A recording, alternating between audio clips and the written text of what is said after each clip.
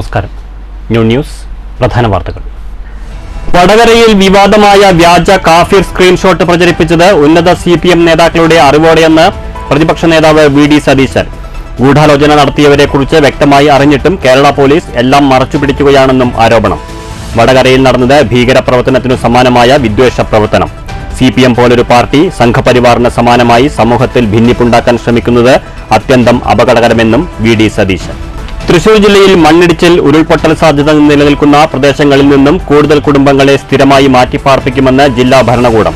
വിവിധ പ്രദേശങ്ങളിൽ നിന്ന് 42 കുടുംബങ്ങളെ മാറ്റിപ്പാർപ്പിക്കുന്നതിനുള്ള നടപടികൾ പുരോഗമിക്കുകയാണെന്ന് കളക്ടർ അർജുൻ പാണ്ഡ്യൻ. അപകട സാധ്യതയുള്ള സ്ഥലങ്ങൾ സന്ദർശിച്ച് വിദഗ്ധ സംഘം റിപ്പോർട്ട് നൽകുന്നതിനനുസരിച്ച് പുനരധിവാസ പ്രവർത്തനങ്ങൾ വേഗത്തിലാക്കും. പട്ടാമ്പി നഗരത്തിലെ പാർക്കിംഗ് പരിഷ്കാരത്തിൽ വിട്ടുവീഴ്ചയില്ല. ശക്തമായ നടപടിയുമായി മുന്നോട്ടു പോകാൻ നഗരസഭയിൽ ചേർന്ന ട്രാഫിക് റെഗുലേറ്ററി കമ്മിറ്റി യോഗത്തിൽ തീരുമാനം. പോലീസ് നടപടി തുടരും. നോ പാർക്കിംഗ് ബോർഡുകൾ 2 ദിവസത്തിനകം സ്ഥാപിക്കും. വാർത്തകൾ വിശദമായി. ലോക്സഭാ തിരഞ്ഞെടുപ്പിൽ വടകര മണ്ഡലത്തിൽ വിവാദമായ വ്യാജ കാഫിർ സ്ക്രീൻഷോട്ട് പ്രചരിപ്പിച്ചത് ഉന്നത CPM നേതാക്കളുടെ അറിവോടെയെന്ന് പ്രതിപക്ഷ നേതാവ് VD സതീശൻ. കാഫിർ വിവാദവുമായി ബന്ധപ്പെട്ട് പോലീസ് ഹൈക്കോടതിയിൽ സമർപ്പിച്ച റിപ്പോർട്ട് ഞെട്ടിക്കുന്നതാണെന്നും VD സതീശൻ പാലക്കാട്ട് പറഞ്ഞു. സ്ക്രീൻഷോട്ട് പോസ്റ്റ് ചെയ്തവരെക്കുറിച്ച് വ്യക്തമായി അറിഞ്ഞിട്ടും കേരള പോലീസ് കാര്യങ്ങൾ മറച്ചുവെക്കുകയാണെന്നും പ്രതിപക്ഷ നേതാവ് ആരോപിച്ചു. സമൂഹത്തിൽ ഭിന്നിപ്പുണ്ടാക്കാൻ CPM നടത്തിയ ക്രൂരമായ ശ്രമമാണ് പുറത്തുവന്നിരിക്കുന്നതെന്ന് VD സതീശൻ ചൂണ്ടിക്കാട്ടി. വോട്ട് കിട്ടാൻ ഏത് ഹീനമായ മാർഗവും സ്വീകരിക്കുമെന്ന സ്ഥിതിയിലേക്ക് CPM എത്തി. ഭീകരപ്രവർത്തനത്തിന് സമാനമായ വിദ്വേഷ പ്രവർത്തനമാണ് നടന്നത്. സംഘപരിവാറിന് സമാനമായ മാനസികാവസ്ഥയിലേക്ക് CPM നേതാക്കൾ തരം താണത് നിർഭാഗ്യകരമായെന്നും VD സതീശൻ പറഞ്ഞു. വിവാദമായ കാഫിർ പ്രകടനവുമായി ബന്ധപ്പെട്ട കേരള പോലീസ് ഹൈക്കോടതിയിൽ സമർപ്പിച്ച റിപ്പോർട്ട് ഞെട്ടിക്കുന്നതാണ്. സ്ക്രീൻഷോട്ട് ഉണ്ടാക്കിയവരെക്കുറിച്ച് പോലീസിന് വ്യക്തമായി അറിയാം. എന്നാൽ എല്ലാം മറച്ചുവെക്കുകയാണ്. യാഥാർത്ഥ്യം പുറത്തുവന്നാൽ കേരളത്തിലെ ഉന്നതരായ CPM നേതാക്കൾ കുടുങ്ങും. വിവാദം ലീഗ് പ്രവർത്തകന്റെ തലയിൽ കെട്ടിവയ്ക്കാനാണ് ആദ്യം ശ്രമം നടന്നത്. ഭിന്നിപ്പുണ്ടാക്കാൻ നടത്തിയ ശ്രമത്തിൽ CPM നേതാക്കൾ പരസ്യമായി ക്ഷമാപണം നടത്തണം. പുരോഗമന ചിന്ത അവകാശപ്പെടുന്ന CPM പോലെ ഒരു പാർട്ടി സംഘപരിവാറിന് സമാനമായി ഭിന്നിപ്പുണ്ടാക്കാൻ ശ്രമിക്കുന്നത് അത്യന്തം അപകടകരമാണെന്നും VD സതീശൻ പറഞ്ഞു. ഇത് കോൺഗ്രസിന്റെയും ലീഗിന്റെയും തലയിൽ ചാരിവെച്ച് സമൂഹത്തിൽ ഭിന്നിപ്പുണ്ടാക്കാൻ CPM നടത്തിയ ക്രൂരമായ ശ്രമമാണ് ഇതോടുകൂടി പുറത്തു വന്നിരിക്കുന്നത്. ഈ സംസ്ഥാനത്ത് ഒരു തെരഞ്ഞെടുപ്പ് നടന്നപ്പോൾ വോട്ട് കിട്ടാൻ ഏത് ഹീനമായ മാർഗവും അവലംബിക്കും എന്നാണ് CPM ഇതോടുകൂടി തെളിയിച്ചിരിക്കുന്നത്. ജനങ്ങളുടെ ഇടയിൽ ഭിന്നിപ്പുണ്ടാക്കാനാണ്, മതപരമായ ഭിന്നിപ്പുണ്ടാക്കാനാണ് CPM ശ്രമിച്ചത്. ഒരുതരം ഭീകര പ്രവർത്തനത്തിന് സമാനമായ വിദ്വേഷ പ്രവർത്തനമാണ് CPM നടത്തിയത്. വിദ്വേഷ പ്രവർത്തനത്തിന് ഗവേഷണം നടത്തുന്ന BJP പോലും ഇവരുടെ മുമ്പിൽ നാണിച്ച് തലതാഴ്ത്തി നിൽക്കേണ്ട സ്ഥിതിയാണ്. ഇത് CPM പോലുള്ള സംസ്ഥാനം ഭരിക്കുന്ന ഉത്തരവാദിത്തപ്പെട്ട പാർട്ടിക്ക് യോജിച്ചതാണോ എന്ന് പരിശോധിക്കാം. News bureau, Palakkad. തൃശൂർ ജില്ലയിൽ മണ്ണിടിച്ചിൽ ഉരുൾപൊട്ടൽ സാധ്യത നിലനിൽക്കുന്ന പ്രദേശങ്ങളിൽ നിന്നും കൂടുതൽ കുടുംബങ്ങളെ മാറ്റിപ്പാർപ്പിക്കുമെന്ന് ജില്ലാ ഭരണകൂടം. വിവിധ പ്രദേശങ്ങളിൽ നിന്നായി 42 കുടുംബങ്ങളെ മാറ്റിപ്പാർപ്പിക്കുന്നതിനുള്ള നടപടികൾ പുരോഗമിക്കുന്നതായി കളക്ടർ അർജുൻ പാണ്ഡ്യൻ അറിയിച്ചു. അപകട സാധ്യതയുള്ള സ്ഥലങ്ങൾ സന്ദർശിച്ച വിദഗ്ധ സംഘം റിപ്പോർട്ട് നൽകുന്നതനുസരിച്ച് പുനരധിവാസ പ്രവർത്തനങ്ങൾ വേഗത്തിലാക്കുമെന്നും കളക്ടർ വ്യക്തമാക്കി. വയനാട് ദുരന്തത്തിന്റെ പശ്ചാത്തലത്തിലാണ് തൃശൂർ ജില്ലയിലെ അപകട സാഹചര്യങ്ങൾ നിലനിൽക്കുന്ന പ്രദേശങ്ങളിൽ നിന്ന് ആളുകളെ മാറ്റി താമസിപ്പിക്കാൻ ജില്ലാ ഭരണകൂടം തയ്യാറെടുക്കുന്നത്. മണ്ണിടിച്ചിൽ ഉരുൾപൊട്ടൽ സാധ്യതകൾ നിലനിൽക്കുന്ന ചാലക്കുടി താലൂക്കിലെ ആതിരപ്പള്ളി, വീരാൻകുന്ന്, അരേക്കാപ്പ് മേഖലയിലെ 36 ആദിവാസി കുടുംബങ്ങളും തലപ്പള്ളി താലൂക്കിലെ അകമല, മരാത്തുകുന്നിലെ 2 കുടുംബങ്ങളെയുമാണ് പുനരധിവസിപ്പിക്കുക. അകമലയില് നമ്മളിപ്പം ആദ്യം 29th ആകുമ്പോൾ തന്നെ കുറച്ചുപേരെ മാറ്റി പാർപ്പിച്ചായിരുന്നു. ഒരു ചെറിയൊരു വിള്ളലും അങ്ങനത്തെ കാര്യങ്ങൾ ഉണ്ടായപ്പോഴത്തേക്ക് അപ്പോൾ അത് കഴിഞ്ഞുള്ള കാര്യങ്ങൾ നിങ്ങൾക്ക് അറിയാലോ. അതിനുശേഷം നമ്മുടെ ഡിസ്ട്രിക്റ്റിലെ ടീം തന്നെ ഒരു 3 പ്രാവശ്യം വിസിറ്റ് ചെയ്തിട്ടുണ്ട്. സ്റ്റേറ്റ് ലെവൽ ടീം 1 പ്രാവശ്യം വിസിറ്റ് ചെയ്തു. അപ്പോൾ അതിൻ്റെയൊക്കെ അടിസ്ഥാനത്തിൽ ഫൈനലായിട്ട് നമ്മൾ തീരുമാനിച്ച് 2 വീടുകൾ അവിടെ മണ്ണിടിച്ചിൽ സാധ്യതയുണ്ട്, അവിടെ എന്തായാലും താമസിക്കാൻ പറ്റില്ല. ആ 2 വീടുകൾ മാറ്റിപ്പാർപ്പിക്കേണ്ടതാണ്. മറ്റുള്ള വീടുകൾ അവിടെ തന്നെ താമസിക്കാം.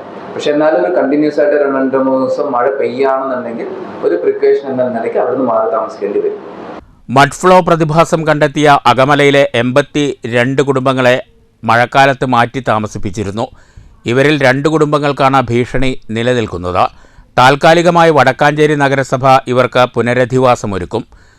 വീരാൻകുടിയിലെയും അരേക്കാപ്പിലെയും കുടുംബങ്ങളെ അവർ നിർദ്ദേശിക്കുന്ന സ്ഥലം കണ്ടെത്തിയാവും പുനരധിവസിപ്പിക്കുക. കലക്ടർ നിയോഗിക്കുന്ന വിദഗ്ധ സംഘം സ്ഥലത്ത് സന്ദർശനം നടത്തും. ഇവർ നൽകുന്ന റിപ്പോർട്ട് പരിഗണിച്ചാവും തുടർ നടപടികൾ. News bureau, Thrissur. ചേലക്കരയിൽ 10 വയസ്സുകാരനെ വീടിനുള്ളിൽ തൂങ്ങി മരിച്ച നിലയിൽ കണ്ടെത്തി. ചേലക്കര ചീപ്പാറ വീട്ടിൽ സിയാദ് ഷാജിദ ദമ്പതികളുടെ മകൻ ആസിം സിയാദാണ് മരിച്ചത്. ചൊവ്വാഴ്ച രാത്രി 9 മണിയോടെയായിരുന്നു സംഭവം. സ്കൂളിൽ നിന്ന് നേരം വൈകിയെത്തിയത് മാതാവ് ചോദ്യം ചെയ്തതിനെ തുടർന്നുള്ള മനോവിഷമത്തിലാണ് കുട്ടി ആത്മഹത്യ ചെയ്തതെന്നാണ് പ്രാഥമിക നിഗമനം. ചേലക്കര പോലീസ് സ്ഥലത്തെത്തി തുടർ നടപടികൾ സ്വീകരിച്ചു. Chelakkara SMT government higher secondary സ്കൂളിലെ 5ാം ക്ലാസ് വിദ്യാർത്ഥിയാണ് മരിച്ച ആസിം സിയാദ്. കഴിഞ്ഞ ദിവസം മേഖലയിൽ വ്യത്യസ്ത സംഭവങ്ങളിലായി 2 വിദ്യാർത്ഥികൾ മരണപ്പെട്ടിരുന്നു. കഴുത്തിൽ ഷാൾ കുരുങ്ങി ചേലക്കര വട്ടുള്ളി തുടുമേൽ റജി ബ്രിസിലി ദമ്പതികളുടെ ഏകമകൾ 10 വയസ്സുകാരി എൽവിന കഴിഞ്ഞ ദിവസമാണ് മരിച്ചത്.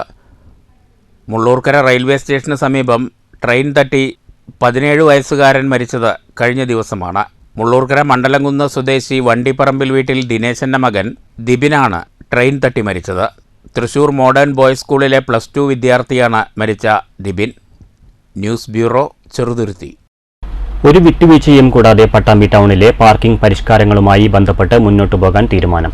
പട്ടാമ്പി നഗരസഭയിൽ ചേർന്ന ട്രാഫിക് റെഗുലേറ്ററി കമ്മിറ്റി യോഗത്തിലാണ് തീരുമാനം. പോലീസിന്റെ നടപടികൾ തുടരുമെന്നും നോ പാർക്കിംഗ് ബോർഡുകൾ 2 ദിവസത്തിനകം സ്ഥാപിക്കുമെന്നും യോഗത്തിനു ശേഷം നഗരസഭ അധികൃതർ അറിയിച്ചു.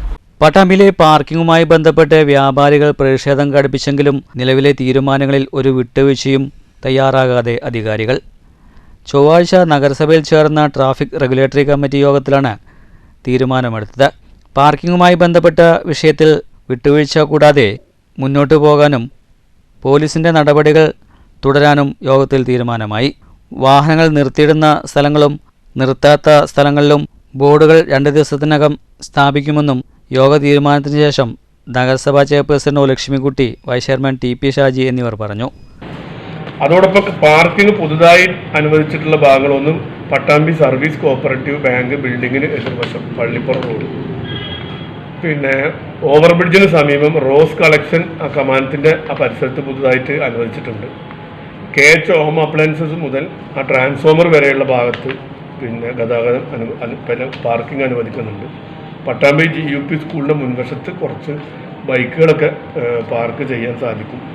പട്ടാമ്പി കുടുംബിനി രാജപ്രസവ ആ ഭാഗത്ത് പിന്നെ 1-2 വാഹനങ്ങൾക്ക് പാർക്ക് ചെയ്യാനും, അതോടൊപ്പം തന്നെ റെയിൽവേ സ്റ്റേഷനിൽ പരമാവധി വാഹനങ്ങൾക്ക് പാർക്ക് ചെയ്യാനുള്ളൊരു സൗകര്യം അവിടെ നിലവിലുണ്ട്. ഇനിയും കൂടുതൽ സൗകര്യം ഏർപ്പെടുത്തുന്നതിന് വേണ്ടി നഗരസഭ പരിശ്രമിക്കും.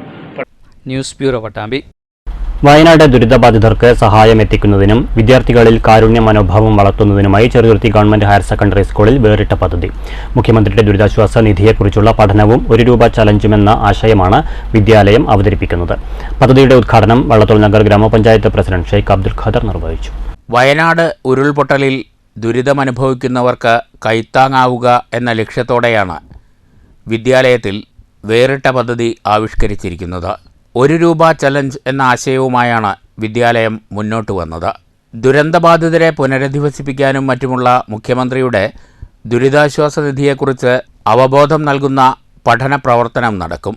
ക്ലാസ് തലത്തിൽ നടക്കുന്ന ഈ പ്രവർത്തനത്തിന് ശേഷം ₹1 ചലഞ്ചിൻ്റെ ഭാഗമായി ഓരോ ക്ലാസ്സിലും സ്വരൂപിച്ച തുക അതത് ക്ലാസ് അധ്യാപകരും കുട്ടികളും കൂടി മുഖ്യമന്ത്രിയുടെ ദുരിതാശ്വാസ നിധിയിലേക്ക് അയക്കും. ഇതിൻ്റെ ഭാഗമായി നടന്ന ജനറൽ അസംബ്ലിയിൽ വള്ളത്തോൾ നഗർ ഗ്രാമപഞ്ചായത്ത് പ്രസിഡന്റ് ഷെയ്ഖ് അബ്ദുൽ ഖാദർ പദ്ധതിയുടെ ഉദ്ഘാടനം നിർവഹിച്ചു. ഒലിച്ചുപോകുന്ന സ്ഥിതിയുണ്ടായി. ആ നാടിനെ സഹായിക്കാൻ, വയനാടിനെ കൈത്താങ്ങാവാൻ ഈ നാടൊന്നാകെ പ്രവർത്തിച്ചുകൊണ്ടിരിക്കുന്ന ഒരു കാലഘട്ടത്തിലാണ് നമ്മളെല്ലാവരും ഇന്ന് ജീവിച്ചുകൊണ്ടിരിക്കുന്നത്. അതിൻ്റെ ഭാഗമായിട്ടാണ് നമ്മുടെ സംസ്ഥാനത്ത് തന്നെ മറ്റ് വിദ്യാലയങ്ങൾക്കെല്ലാം തന്നെ മാതൃകയാകുന്ന തരത്തിൽ ₹1 ചലഞ്ച് എന്ന രീതിയിൽ ഈ പ്രവർത്തനം ഇവിടുത്തെ PTA-യും അധ്യാപകരുമെല്ലാം സംഘടിപ്പിക്കാൻ വേണ്ടി തയ്യാറായത്. PTA president MM Muhammad Haneefa അധ്യക്ഷത വഹിച്ചു. പ്രിൻസിപ്പാൾ M പ്രീതി, പ്രധാന അധ്യാപിക Ansiyamma Mathew, Subin Cheruthuruthy, KK Sajitha, C Anas, Jose James തുടങ്ങിയവർ പ്രസംഗിച്ചു. News bureau, Cheruthuruthy. വയനാടിന് ഷൊർണൂർ മഹർഷി വിദ്യാമന്ദിറിന്റെ കൈത്താങ്ങ്. മഹർഷിയിലെ വിദ്യാർത്ഥികളും അധ്യാപകരും ചേർന്ന് സ്വരൂപിച്ച 34,080 രൂപ principal Anil Pillai P Mammikutty MLA കൈമാറി. PTA ഭാരവാഹികളായ രഞ്ജിത്ത്, അനിൽകുമാർ, മണികണ്ഠൻ, വിദ്യാർത്ഥി പ്രതിനിധികളായ അർജുൻ, കൃതിക് രാജ്, അക്ഷര എന്നിവർ പങ്കെടുത്തു.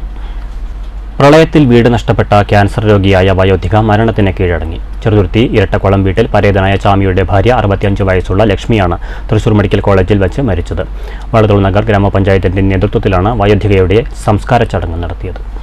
ഇക്കഴിഞ്ഞ പ്രളയത്തിൽ ലക്ഷ്മിയുടെ വീട് പൂർണ്ണമായും തകർന്നിരുന്നു. തുടർന്ന് പഞ്ചായത്ത് ദുരിതാശ്വാസ ക്യാമ്പിൽ താമസമാക്കിയ ഇവർക്ക് പഞ്ചായത്ത് തന്നെ വീട് പിന്നീട് വാടകയ്ക്കെടുത്ത് നൽകി. ക്യാൻസർ രോഗിയായ ലക്ഷ്മിക്ക് അസുഖം അധികമായതിനെ തുടർന്ന് തൃശൂർ മെഡിക്കൽ കോളേജിൽ പ്രവേശിപ്പിച്ചിരുന്നു. ചൊവ്വാഴ്ച ഉച്ചയോടെ മരണം സംഭവിച്ചു. ലക്ഷ്മിയുടെ ഭർത്താവ് 25 വർഷങ്ങൾക്ക് മുമ്പ് മരണപ്പെട്ടിരുന്നു. ഏക ആശ്രയമായ മകൻ കണ്ണന് പണിയില്ലാതായതോടെ സാമ്പത്തിക പ്രതിസന്ധി രൂക്ഷമായിരുന്നു. ഇതിനിടെയാണ് പ്രളയത്തിൽ വീട് തകർന്നത്. ലക്ഷ്മിയുടെ മരണവാർത്ത അറിഞ്ഞ ഉടൻ വള്ളത്തോൾ നഗർ ഗ്രാമപഞ്ചായത്ത് പ്രസിഡന്റ് ഷെയ്ഖ് അബ്ദുൽ ഖാദർ ഇടപെടുകയും കുടുംബത്തിന് വേണ്ട സഹായങ്ങൾ എത്തിക്കുകയുമായിരുന്നു. അവസാനമായി അയൽവാസികളുടെ ആഗ്രഹപ്രകാരം ചെറുതുരുത്തി യൂത്ത് വെൽഫെയർ സെന്ററിൽ മൃതദേഹം പൊതുദർശനത്തിന് വെച്ചു. തുടർന്ന് പുതുശ്ശേരി പുണ്യതീരത്ത് സംസ്കരിച്ചു. News bureau, Cheruthuruthy. പട്ടാമ്പിയിൽ എത്തിയാൽ കാണാം കണ്ണിനും മനസ്സിനും കുളിർമയേകും ചെണ്ടുമല്ലിപ്പൂ വസന്തം. പട്ടാമ്പി സർവീസ് സഹകരണ ബാങ്കും കൈത്തളി സ്വയം സഹായ സംഘവും സംയുക്തമായാണ് ചെണ്ടുമല്ലി കൃഷി നടപ്പിലാക്കിയത്. പട്ടാമ്പി പള്ളിപ്പുറം റോഡിലുള്ള സിത്താര ഓഡിറ്റോറിയത്തിന് പുറകുവശത്തായാണ് ചെണ്ടുമല്ലി കൃഷി പൂത്തുലഞ്ഞു നിൽക്കുന്നത്. പട്ടാമ്പി സർവീസ് സഹകരണ ബാങ്കും കൈരളി സ്വയം സഹായ സംഘവും സംയുക്തമായാണ് ചെണ്ടുമല്ലി കൃഷി നടപ്പിലാക്കിയത്. ഓണവിപണി ലക്ഷ്യമാക്കിയാണ് ചെണ്ടുമല്ലി കൃഷി. പരീക്ഷണാടിസ്ഥാനത്തിൽ തുടങ്ങിയ കൃഷിയിൽ ഇപ്പോൾ 100 മേനി വിളവാണ്. 4000-ൽ അധികം ചെണ്ടുമല്ലി തൈകളാണ് നട്ടത്. കർഷകനായ സക്കീറിൻ്റെ മേൽനോട്ടത്തിലാണ് കൃഷി നടത്തി വന്നത്. ചെണ്ടുമല്ലിയുടെ വിളവെടുപ്പുത്സവം മുഹമ്മദ് മുഹസിൻ MLA നിർവഹിച്ചു. സക്കീർക്കാരുടെ നേതൃത്വത്തിൽ വളരെ വ്യത്യസ്തമായിട്ടുള്ള സാഹചര്യത്തിനനുസരിച്ച് മാർക്കറ്റിന്റെ ആവശ്യകതകൾക്കനുസരിച്ച് കൃഷി ചെയ്തുകൊണ്ടിരിക്കുകയാണ്.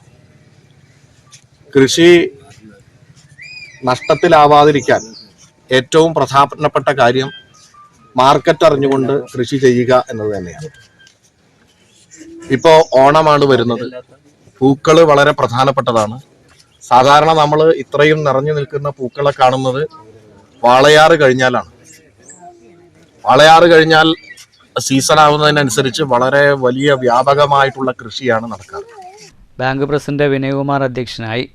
നഗരസഭാ ചെയർപേഴ്സൺ ഒ ലക്ഷ്മിക്കുട്ടി, മൂതല ഗ്രാമപഞ്ചായത്ത് പ്രസിഡന്റ് ആനന്ദവല്ലി തുടങ്ങിയവർ സംസാരിച്ചു. ഇതോടൊപ്പം പച്ചക്കറി കൃഷിയും ഇവിടെ നടത്തുന്നുണ്ട്. ചെണ്ടുമല്ലി ആസ്വദിക്കാൻ നിരവധി ആളുകൾ ഇപ്പോൾ ഇവിടേക്ക് എത്തുന്നുണ്ട്. പരീക്ഷണാടിസ്ഥാനത്തിൽ ഇറക്കിയ കൃഷി വിജയം കണ്ടതോടെ വരും വർഷങ്ങളിൽ കൃഷി വ്യാപിപ്പിക്കാനാണ് തീരുമാനം. News bureau, Pattambi. വയനാട് ദുരന്തബാധിതർക്കായി കൈകോർത്ത് ഷൊർണൂർ നഗരസഭയിലെ കുടുംബശ്രീ പ്രവർത്തകർ. കുടുംബശ്രീ സമാഹരിച്ച തുക മുഖ്യമന്ത്രിയുടെ ദുരിതാശ്വാസ നിധിയിലേക്ക് കൈമാറി. പി മമ്മിക്കുട്ടി MLA ചെക്ക് ഏറ്റുവാങ്ങി. കുടുംബശ്രീയുടെ നേതൃത്വത്തിൽ സമാഹരിച്ച 4,30,250 രൂപയുടെ ചെക്കാണ് പി മമ്മിക്കുട്ടി MLA ഏൽപ്പിച്ചത്. Kudumbashree CDS chairperson VC Sindhu check കൈമാറി. എത്ര പണം ലഭിച്ചാലും അവിടെ ഒരു റീബിൽഡ് വയനാട് അല്ലെങ്കിൽ റീബിൽഡ് മേപ്പാടി അത് ഉണ്ടാക്കി തീർക്കുന്നതിന് വേണ്ടി ആയിരക്കണക്കിന് കോടി രൂപയുടെ സാമ്പത്തിക ചെലവ് വരും. എന്നിരുന്നാലും ഇങ്ങനെയുള്ളൊരു ആപത്ഘട്ടത്തിൽ അവിടുത്തെ ജനങ്ങളെ, ആ നാടിനെ സഹായിക്കുന്നതിന് വേണ്ടി ജനങ്ങൾ ഒരുമിച്ച് ചേർന്നുകൊണ്ടുള്ള പ്രവർത്തനങ്ങൾ നടത്തുകയാണ്. ഞങ്ങളുമുണ്ട് കൂടെ എന്ന ക്യാമ്പയിൻ്റെ ഭാഗമായാണ് നഗരസഭയിലെ 33 വാർഡുകളിൽ നിന്നായി ഇത്രയും തുക പിരിച്ചെടുത്തത്. നഗരസഭാ chairman MK Jayaprakash, secretary PS Rajesh, standing committee chairperson Fathimath Farsana, CC Ushadevi, മറ്റ് കുടുംബശ്രീ അംഗങ്ങൾ തുടങ്ങിയവർ ചടങ്ങിൽ പങ്കെടുത്തു. News centre, Shoranur. ഷൊർണൂർ നഗരസഭ പട്ടികജാതി വികസന വകുപ്പിന്റെ ആഭിമുഖ്യത്തിൽ ലാപ്ടോപ്പ് വിതരണം നടത്തി. അയ്യങ്കാളി ഹാളിൽ നടന്ന വിതരണ ചടങ്ങ് നഗരസഭാ ചെയർമാൻ MK ജയപ്രകാശ് ഉദ്ഘാടനം ചെയ്തു. 2023-2024 വാർഷിക പദ്ധതിയിൽ ഉൾപ്പെടുത്തിയാണ് പട്ടികജാതി വിഭാഗം വിദ്യാർത്ഥികൾക്ക് ലാപ്ടോപ്പുകൾ വിതരണം ചെയ്തത്. ഷൊർണൂർ അയ്യങ്കാളി ഹാളിൽ സംഘടിപ്പിച്ച ചടങ്ങ് നഗരസഭാ ചെയർമാൻ MK ജയപ്രകാശ് ഉദ്ഘാടനം ചെയ്തു. സമൂഹത്തിൻ്റെ ഒപ്പം എത്താനുള്ള സൗകര്യങ്ങളുടെ ഭാഗമായിട്ട് തദ്ദേശ സ്വയംഭരണ വകുപ്പ്, പ്രത്യേകിച്ച് നമ്മുടെ എല്ലാം വകുപ്പിൽ ചെയ്യുന്നൊരു കാര്യങ്ങളാണ്. നമ്മൾ പ്രത്യേകമായിട്ട് പ്ലാൻ ഫണ്ടിൽ വെച്ച് ചെയ്യുന്ന ഒരു പദ്ധതി കൂടിയാണ്. ഇവിടെ നമ്മൾ വീട് റിപ്പയർ ചെയ്യുന്ന കാര്യത്തിൽ, പട്ടിക വിഭാഗത്തിൻ്റെ റിപ്പയർ ചെയ്യുന്ന കാര്യത്തിൽ, പുതിയ വീട് വെച്ച് നൽകുന്ന കാര്യത്തിൽ ക്ഷേമകാര്യ standing committee chairperson Fathimath Farsana അധ്യക്ഷത വഹിച്ചു. പട്ടികജാതി വികസന ഓഫീസർ M. മേഘ സ്വാഗതം പറഞ്ഞു. Standing committee chairman KM. Lakshmanan, കൗൺസിലർമാരായ KS. Shobhana, T. Latha, CC. Ushadevi, നഗരസഭാ സെക്രട്ടറി PS. രാജേഷ് എന്നിവർ പ്രസംഗിച്ചു. ചടങ്ങിൽ പട്ടികജാതി വികസന വകുപ്പ് സംസ്ഥാന തലത്തിൽ നടത്തുന്ന FC ഹോം സർവേ പാലക്കാട് ജില്ലയിൽ ആദ്യം പൂർത്തീകരിച്ച ഷൊർണൂർ മുനിസിപ്പാലിറ്റി പട്ടികജാതി വകുപ്പിലെ പ്രൊമോട്ടർമാരെ നഗരസഭാ ചെയർമാൻ MK ജയപ്രകാശ് ഉപഹാരം നൽകി അനുമോദിച്ചു. News centre, Shoranur. പ്രധാന വാർത്തകൾ വീണ്ടും. വടകരയിൽ വിവാദമായ വ്യാജ കാഫിർ സ്ക്രീൻഷോട്ട് പ്രചരിപ്പിച്ചത് ഉന്നത CPM നേതാക്കളുടെ അറിവോടെയെന്ന് പ്രതിപക്ഷ നേതാവ് VD സതീശൻ. ഗൂഢാലോചന നടത്തിയവരെക്കുറിച്ച് വ്യക്തമായി അറിഞ്ഞിട്ടും കേരള പോലീസ് എല്ലാം മറച്ചുപിടിക്കുകയാണെന്നും ആരോപണം. വടകരയിൽ നടന്നത് ഭീകരപ്രവർത്തനത്തിനു സമാനമായ വിദ്വേഷ പ്രവർത്തനം. CPM പോലൊരു പാർട്ടി സംഘപരിവാറിന് സമാനമായി സമൂഹത്തിൽ ഭിന്നിപ്പുണ്ടാക്കാൻ ശ്രമിക്കുന്നത് അത്യന്തം അപകടകരമെന്നും VD സതീശൻ. തൃശൂർ ജില്ലയിൽ മണ്ണിടിച്ചിൽ, ഉരുൾപൊട്ടൽ സാധ്യത നിലനിൽക്കുന്ന പ്രദേശങ്ങളിൽ നിന്നും കൂടുതൽ കുടുംബങ്ങളെ സ്ഥിരമായി മാറ്റിപ്പാർപ്പിക്കുമെന്ന് ജില്ലാ ഭരണകൂടം. വിവിധ പ്രദേശങ്ങളിൽ നിന്ന് 42 കുടുംബങ്ങളെ മാറ്റിപ്പാർപ്പിക്കുന്നതിനുള്ള നടപടികൾ പുരോഗമിക്കുകയാണെന്ന് കളക്ടർ അർജുൻ പാണ്ഡ്യൻ.